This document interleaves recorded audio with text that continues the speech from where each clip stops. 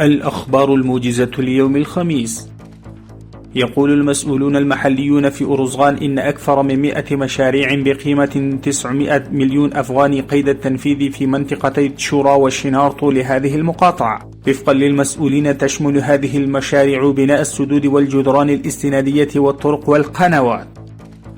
أحيل 18 طفلا يعانون من أمراض القلب إلى مستشفى الباسط في كابول لإجراء العمليات الجراحية والعلاج من قبل الهلال الأحمر الأفغاني. في الأشهر 8 الماضية أحال الهلال الأحمر الأفغاني 746 طفلا إلى مستشفيات مختلفة في العاصمة كابول. صرحت المحكمة العليا عقد لقاء بين المسؤولين القضائيين والإداريين بمحكمة استئناف مقاطعة ميدان وردك. تقول صاحبة متجر في سوق خديجة الكبرى التجاري في مقاطعة بلخ: التسهيلات التي قدمتها الإمارة الإسلامية للنساء حتى الآباء والأمهات لن يوفروها لأطفالهم.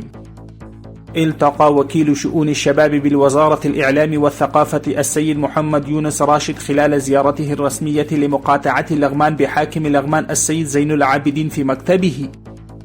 شارك الملا فيض الله تميم مدير عام وكالة المواصفات الوطنية في برنامج غرس الأشجار بهذه الوكالة، كما أشار إلى الجهود والبرامج المكثفة التي تقوم بها وكالة المعايير الوطنية في مجال حماية الصحة العامة.